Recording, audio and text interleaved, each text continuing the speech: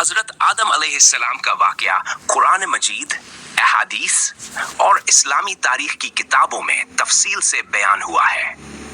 यहाँ मैं आपको मुख्तसरन हजरत आदम अलैहिस्सलाम की कहानी सुनाता हूँ। तख्लीक और मकाम आदम, अल्लाह ताला ने हजरत आदम अलैहिस्सलाम को मिट्टी से पैदा किया और उनमें अपनी रूह फूंकी।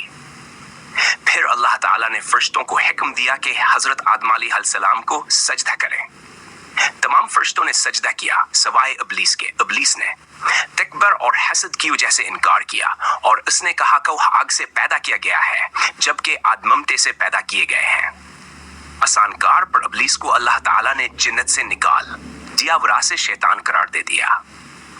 हजरत हवा अलैहिस्सलाम की तख्लीक अल्लाह ताला ने हजरत आदम अलैहिस्सलाम की तन्हाई को दूर करने के लिए इनकी पसली से हजरत हवा अलैहिस्सलाम को पैदा किया।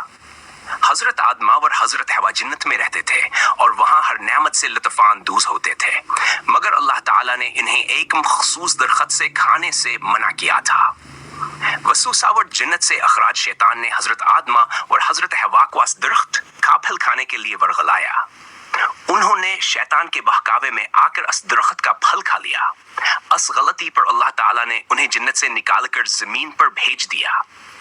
तो बहावर माफी हजरत आदम और हजरत हवा ने अपनी गलती का एहसास की और अल्लाह ताला से माफी मांगी।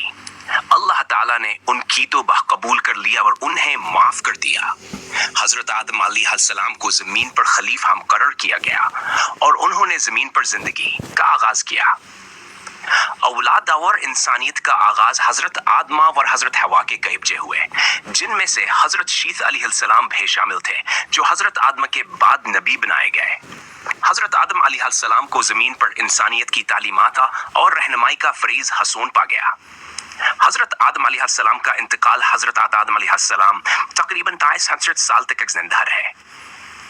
इनकी वफात के बाद इनके बेटे हजरत शीस अलैहिस्सलाम ने नबूत का फरीज़ा संभाला।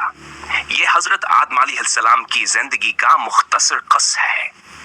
इनकी कहानी हमें अल्लाह ताला के रहमत, मग़फ़िरत और इंसानियत के आगाज के बारे में सिखाती है। हजरत आदम अलैहिस्सलाम के बचपन के बारे में इस्लामी रवायत में कोई जिक्र नहीं मिलता कि उनके वो हबराह रस्तबाल हालत में पैदा किए गए थे। कुरान व हदीस में हजरत आदम अलैहिस्सलाम की पैदाइश और उनके जन्नत में कयाम, शैतान के बहकाने और फिर जमीन पर भेजे जाने के वाक़यात तफसील से बयान हुए हैं, लेकिन आने के बचपन का कोई जिक्र नहीं मिलता। अल्लाह ताला ने हजरत आदम अलैहिस्सलाम को अपनी कुदरत से बराहे रास्तबाल और अक्लमंद बनाया और उनको जमीन पर खलीफा मुकर्रर किया। इनकी जिंदगी की तफसीलात के बालग होने के बाद वाक़ात पर मुश्तमिल है। हजरत आदम अलैहिस्सलाम अल्लाह ताला के पहले नबी और इंसान थे और उनकी जिंदगी से कई अच्छी आदतें और औसाफ अखज़ किए जा सकते हैं। यहाँ चंद अहम आदतें और औसाफ पेश किए जा रहे हैं। फरमान बरदारी हजरत आदम अलैहिस्सलाम अल्लाह ताला के अहकामात की पैरवी करने वाले थे। अगरचे एक मौका पर शैतान के बहकावे में आकर गलती की, लेकिन मजमूई तौर पर वो अल्लाह ताला के फरमान बरदार थे। तौबा व इस्तिग़फ़ार। हजरत आदम अलैहिस्सलाम और हजरत हवा अलैहिस्सलाम ने दरख्त का फल खाने के बाद फौरन अल्लाह ताला से मुआफी मांगी। उनकी तौबा व इस्तिग़फ़ार की आदत ने इनकी मग़फ़िरत का सबब बनी।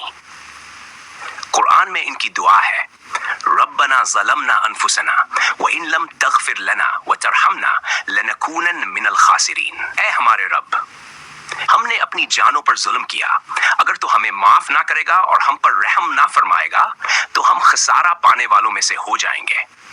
सूरह अल-अराफ आयत 2 से। शुक्रगुजारी। हजरत आदम अलैहिस्सलाम अल्लाह ताला की नेमतों के शुक्रगुजार थे। वो जन्नत की नेमतों को खूब सराहते थे और जमीन पर भी अल्लाह ताला की इनायतों के शुक्रगुजार रहे। हिल्म और सब्र। हजरत आदम अलैहिस्सलाम ने जमीन पर जिंदगी गुजारने के दौरान सब्र और तहम्मुल का मुजाहिरा किया। वो मुश्किल हालात का सामना सब्र के साथ करते रहे और अल्लाह ताला की आजमाइशों को कबूल किया। सुबह का आगाज करने के लिए दुआ और तिलावत के कुछ मशहूर नमूने ये हैं। सुबह का आगाज करने की दुआ, अल्लाहुम्मा बिका अस्बहना व बिका अमसैना व बिका नहया व बिका नमूतु व इलैका नुशूर। ऐ अल्लाह, तेरी वजह से हमने सुबह की, तेरी वजह से हमने शाम की, तेरी वजह से हम जिंदा हैं, तेरी वजह से हम मरेंगे और तेरी ही तरफ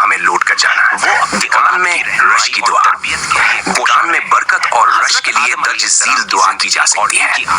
اللہم انی اسألک من فضلک، ترجمہ اے